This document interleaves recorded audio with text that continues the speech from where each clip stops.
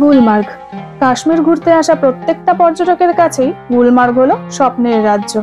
আমাদের কাশ্মীর ভ্রমণের সবকটা এপিসোড দেখার জন্য আপনাদের জানাই সাদর আমন্ত্রণ।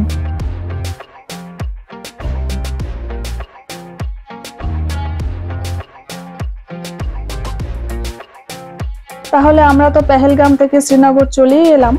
আর শ্রীনগরে এসে এই যে এই হোটেলটার নাম হলো ওয়ালিসন। এখানেই আমরা 4 দিন ছিলাম।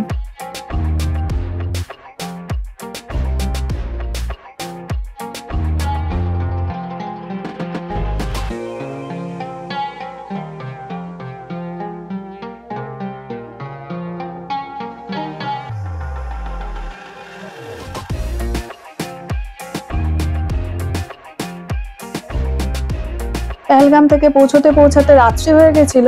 আর রাত্রিটা সেদিন থেকে পরের দিন আমরা চলে গেলাম গুলমার্গের উদ্দেশ্যে।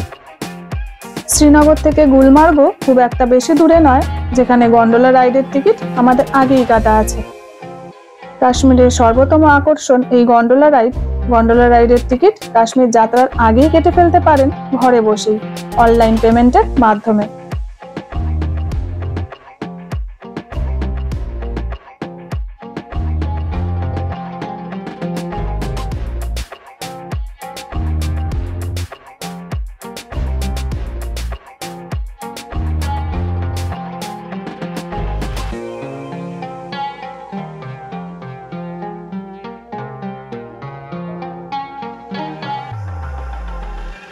পথে আমরা নেমেছিলাম টাংমার্গে, যেটা গুলমার্গের ঠিক নিচেই। এখানে শীতের যে মোটা মোটা জামা জুতো পাওয়া যায় সেগুলো এখান থেকেই ভাড়া নেওয়া যায়।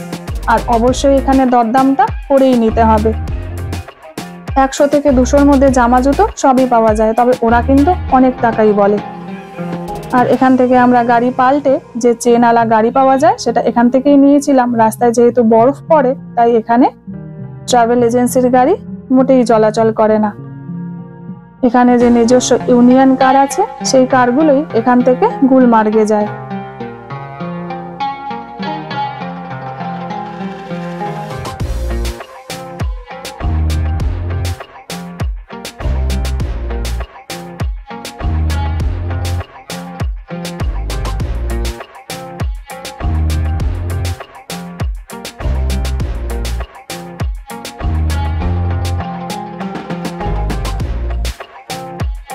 এখান থেকে গুলমার্গ বেশি দূরে নয়, ওই গাড়ি করে 20 মিনিট মতন লাগবে এখান থেকে যেতে।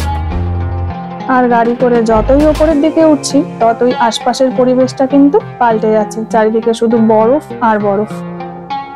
20 মিনিটের মধ্যেই পৌঁছে গেলাম ওই গুলমার্গে।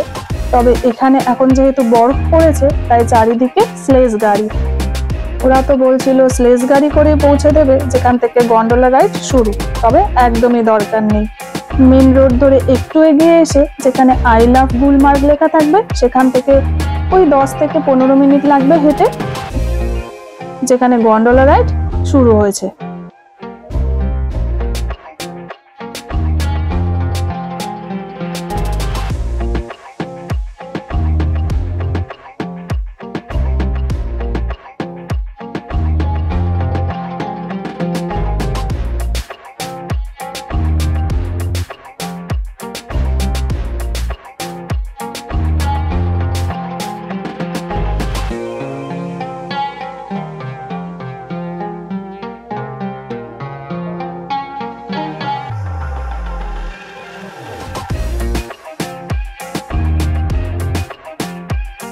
এবারে আমরা গন্ডোলাতে উঠেও পড়েছি আর যাচ্ছি ফার্স্ট ফেজের উদ্দেশ্যে। আর নিচে এই যে গাছগুলো দেখছেন এগুলো কিন্তু সব বরফে মোড়া।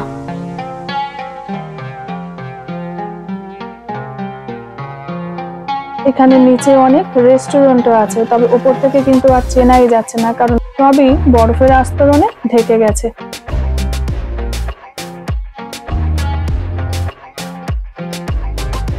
দেখতে দেখতে ফার্স্ট ফেজে চলে আসলাম। আর এবারে আমরা এখানে নেমেও পড়েছি। এখানে অনেক অ্যাক্টিভিটি আছে, চাইলে আপনারা সেই অ্যাক্টিভিটিগুলো এনজয় করতে পারেন।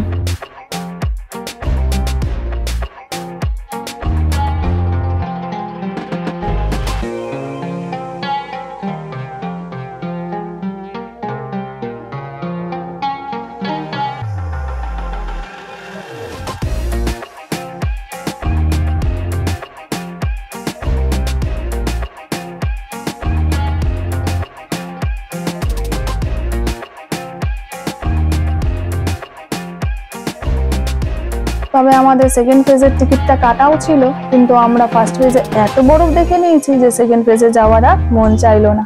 সেজন্য আমরা ফার্স্ট ফেজে নানা রকম অ্যাক্টিভিটি করে এনজয় করে আবার চলে এলাম যেখান থেকে গন্ডোলা রাইড শুরু হয়েছে সেইখানে। তো বন্ধুরা, আমার চ্যানেল ড্রিম রিলিজের এই কাশ্মীর ব্লগ আপনাদের কেমন লাগলো সেটা অবশ্যই আমাকে কমেন্ট সেকশনে জানাবেন।